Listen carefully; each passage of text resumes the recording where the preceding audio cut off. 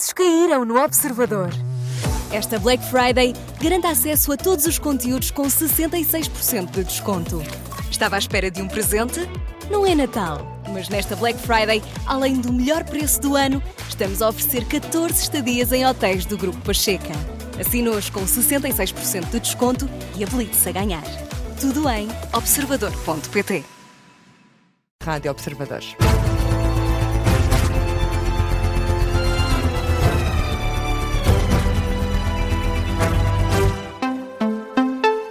Começa agora o Jornal das 4, edição do jornalista Miguel Videira. E Miguel, começamos com o caso dos abusos sexuais nos bombeiros voluntários do Fundão. Demitiu-se o comandante da corporação. Entende que não tem condições para continuar no cargo. 11 bombeiros são suspeitos de abuso sexual sobre um outro bombeiro de 19 anos. Foram detidos e presentes a um juiz de instrução criminal que determinou a suspensão de 8 dos suspeitos. Estão proibidos de entrar no quartel e só podem exercer funções em caso de perigo grave para a população. Todos saíram em liberdade com um termo de identidade e residência e com a proibição de contactar com a vítima. O comandante apresentou, como disse, a demissão e sabe-se agora, Laura Figueiredo, este caso de abuso sexual não é uma situação isolada. Afinal, já tinha havido um outro caso de violação no quartel dos bombeiros voluntários do Fundão. Há 16 anos, um dos bombeiros, agora suspeitos, terá violado outro colega. Na altura foi expulso da corporação, mas como não houve queixa, o assunto foi resolvido internamente e o bombeiro foi reintegrado. De acordo com o Correio da Manhã, em 2009, o bombeiro conhecido como Chico da Serra terá agredido sexualmente um colega de 16 anos. José Sousa, o atual comandante dos bombeiros do Fundão, que agora apresentou a demissão, era adjunto na altura. Diz que soube do acordo de silêncio que foi feito, mas há dúvidas que continuam por explicar. Por exemplo, como é que depois do que aconteceu na época, o bombeiro regressou à corporação.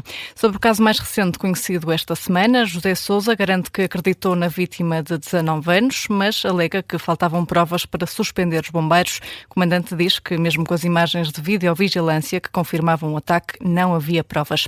O Correio da Manhã revela ainda que já chegaram outras denúncias à Polícia Judiciária da Guarda, mais vítimas de praxes que relatam crimes de ofensas corporais agravadas.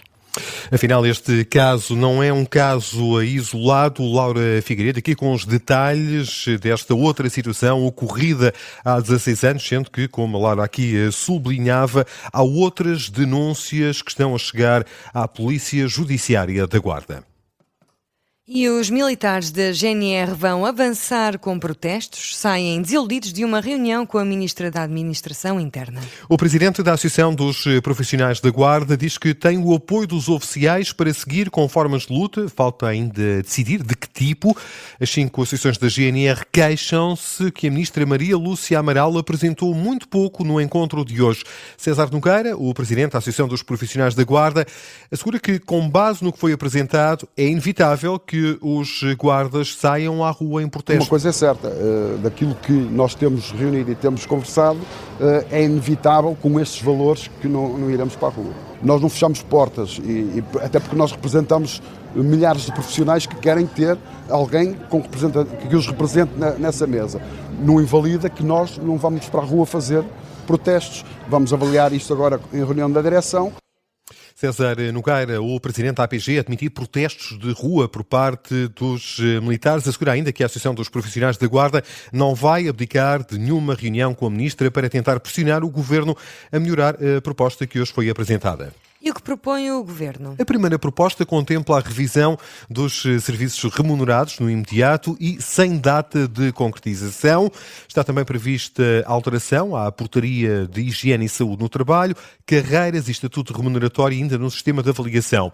O suplemento especial de serviço para militares que trabalham na investigação criminal e unidades especiais vai ser aumentado em 2,15% a partir de janeiro. São mais 3 a 7 euros mensais, depende das funções, pelas contas feitas pelos representantes dos militares da GNR. Ficou marcada uma nova ronda negocial para o próximo dia 12 de dezembro, com esta ameaça de protestos de rua no horizonte.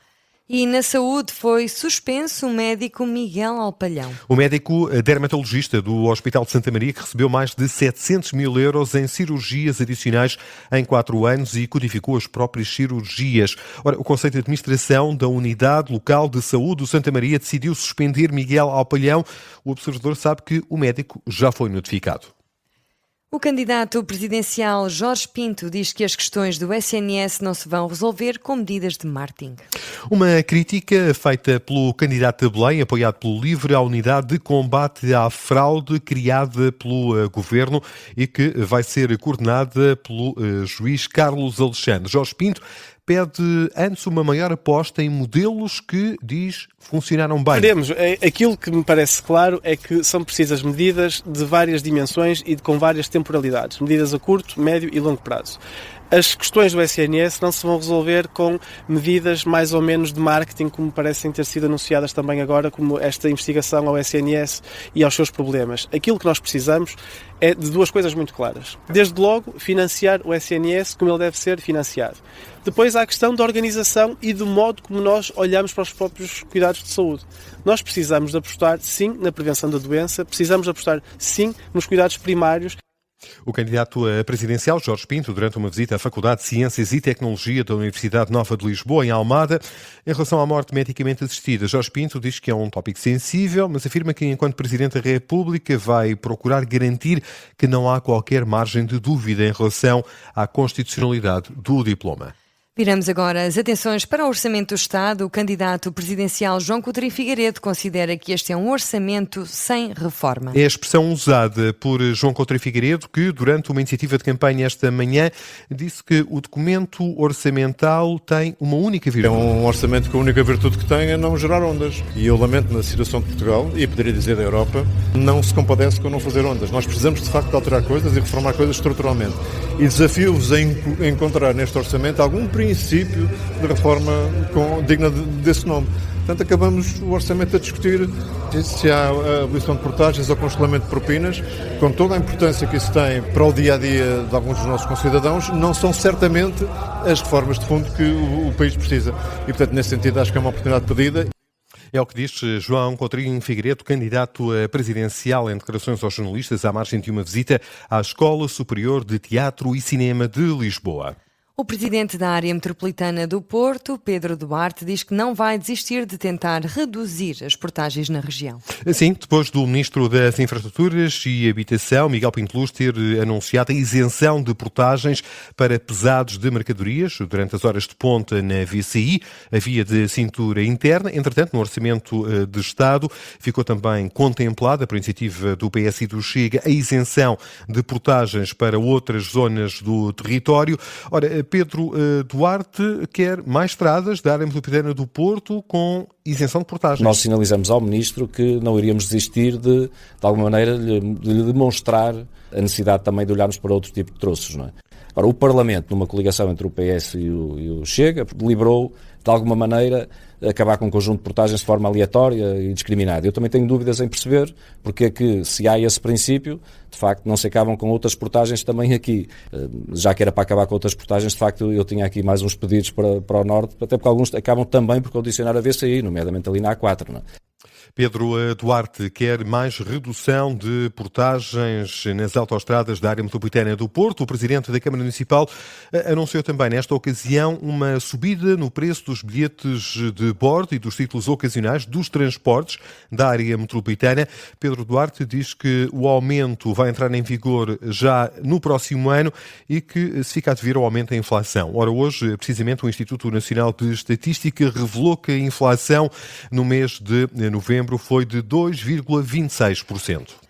Paulo Rangel saúda os aparentes avanços nas negociações para um cessar-fogo na Ucrânia. O Ministro dos Negócios Estrangeiros sublinha que qualquer acordo tem de envolver os ucranianos e os países europeus, elogia a posição assumida pela União Europeia durante a negociação e diz que o sucesso dessa mesma negociação vai depender, acima de tudo, da capacidade de convencer a Rússia a enverdar por uma solução razoável. O facto de os ucranianos nos reportarem passos positivos, penso que é de saudar.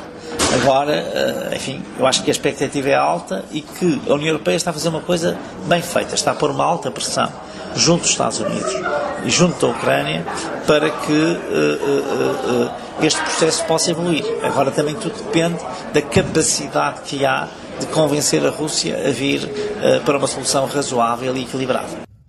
Palavras do Ministro dos Negócios Estrangeiros, Paulo Rangel, em Barcelona, à margem de uma reunião anual da União pelo Mediterrâneo, num dia em que a Rússia anunciou que recebeu o plano de paz que os Estados Unidos negociaram com a Ucrânia. Dmitry Peskov, o porta-voz do Kremlin, promete analisar o documento na próxima semana. E são agora 4h10, Miguel. Que outras notícias se destacam a esta hora? Os dados sobre a execução orçamental até outubro. O Estado registra um excedente de mais de 4 mil milhões de euros até ao passado mês de outubro. Representa uma melhoria de 829 milhões de euros, quase 830. Isto foi anunciado hoje pela entidade orçamental. Entretanto, ainda de acordo com os dados que começam agora a ser divulgados, a receita fiscal aumentou 5,1% para mais de 51 milhões de euros, dados para detalhar adiante na tarde informativa da Rádio Observador. E assim fechamos o Jornal das 4, edição do jornalista Miguel Videira.